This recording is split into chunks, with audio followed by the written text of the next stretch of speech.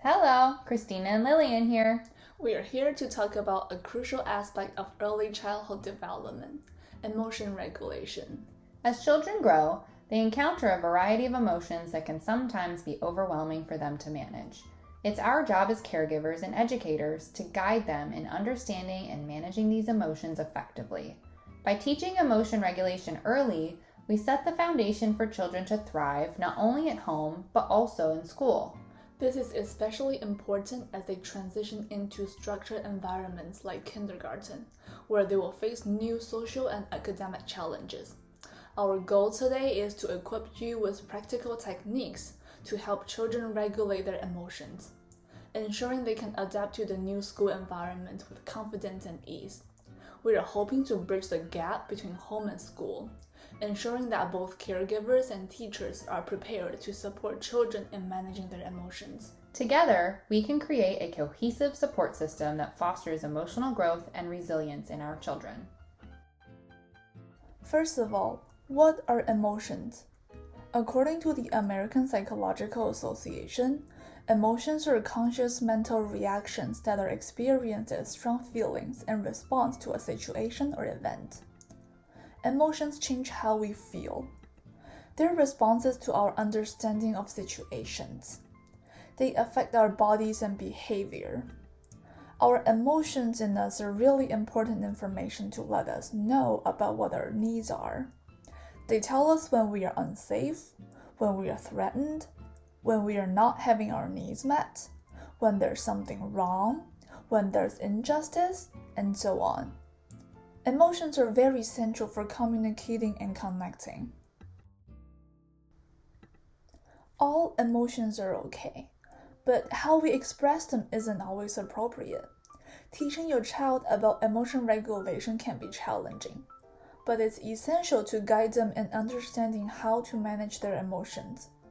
For instance, when you're happy, it's wonderful to sing while walking on the street, but singing loudly in the library might disturb others. When you're angry, it's perfectly fine to take a deep breath or hit a cushion, but it's not okay to hurt others or damage things. When your child is having behavioral issues, it's crucial to look beyond their actions and understand the emotions driving them. Tune into what they're feeling and connect with them on that level. For example, a child might shout, yell, or throw a tantrum because they're frustrated and unable to express what they want or need. They might cry in distress because they don't want to move on to a different activity, or withdraw because they feel jealous that their best friend is playing with someone else. The key is to acknowledge their needs, recognize the emotions behind their behavior, and then guide them in identifying those emotions and finding healthier ways to express them. How to tune into your child. Make sure to approach them with empathy, focusing on understanding and validating their emotions. Start by asking questions to help them identify their feelings. Oh, what happened? How do you feel? Use affirming statements to connect with their emotions. That would make me mad too. I'd be upset if I were left out.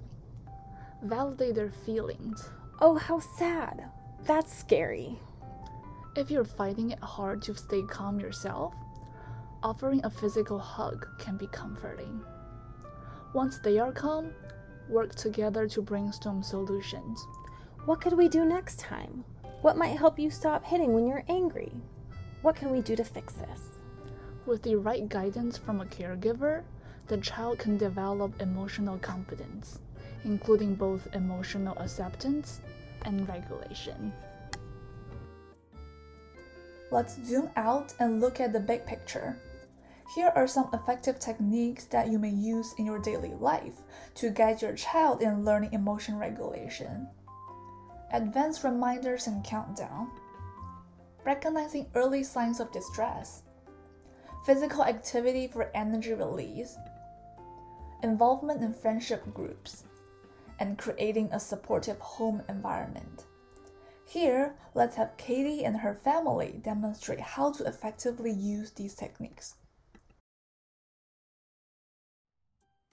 This is Katie. Katie is 7 years old. She lives at home with her mom, her dad, and her new baby brother. Katie loves to learn and is really great at math. She's super creative with the biggest imagination. She's extremely empathetic and encouraging and also loves helping with their family pet. While Katie has many strengths, there are also areas that her parents have been concerned with. Katie has been having the best summer and she's so excited to start 2nd grade, but changes in routine can be very hard for Katie. You see, Katie has ADHD. That means that there are often times when she struggles with things she can't control, like high energy levels, getting easily distracted, and not being able to sit still.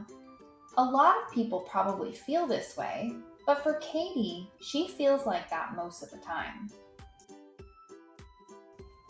Katie is typically very happy, but sometimes, just like everyone else, she can get angry, sad, and frustrated. For Katie, she can be really happy and very quickly become sad or frustrated if something has happened to her. Unfortunately, Katie has found herself in trouble quite often for reasons she doesn't understand or for things she can't control. This makes Katie not feel so great about herself sometimes. So, one of the things Katie's parents have been trying to help her with most is self-regulating her emotions and behaviors. What is self-regulation? Well, it's your ability to manage your emotions in certain situations, like being able to resist a negative emotional reaction when something you don't like happens to you, or to recognize when you're upset and be able to adjust to unwanted changes and calm yourself down. Kind of like being able to tell yourself to stop and count to 10. Katie's parents have been able to learn that Katie's difficulties are more of a build-up rather than an instant response. You see, sometimes Katie moves from activity to activity pretty quickly and does just fine. But there are often times when she really loves what she's doing and she just doesn't want to stop. For example, if Katie really loves a project she's working on, she may not want to end the activity. It's likely that she won't follow directions when told to clean up, and then become angry and frustrated when she's forced to move on to something new. Katie's parents have really been trying to help her at home to make this easier for her and for everyone else. What has worked best for Katie is even before this activity begins, being reminded that it's going to come to an end. Katie is given a countdown about 10 minutes before she needs to stop, and then reminded a few more times before it's time to clean up. Katie usually does great listening and following rules, but it's also important to pay attention to the little signs that you'll learn about her that will tell you when she seems to be getting frustrated or angry. This means it's time to help her work through whatever it is she's experiencing. Her parents have found this most helpful for her. Simply stopping to talk to her and taking just a few moments to help her become aware of whatever she's experiencing has helped her so much. Katie is involved with a lot of activities like sports and theater, but as a former single child, she struggled with having to share and to be mindful of others. One of the most helpful tools has been a friendship group that she's been a part of, where she learns to cope with stressful situations that arise with kids her age, and helps build confidence in dealing with stressful situations. One other thing that Katie's parents have noticed is that when she becomes hyperactive, you'll be able to tell because she gets really excited about something and starts moving or talking faster and faster. It's awesome that Katie gets excited. However, this usually hits a peak and then she comes crashing down. To help with this, her parents incorporate physical exercise at home. They make a point to stop what they're doing and help wiggle out the energy that she's been building up. Katie is at the point now where if she's given the opportunity to slow down and reflect, she can work through almost anything. Her parents know how hard it is, but they also know that the time they put into Katie's home environment will help people like you deal with Katie's emotions too.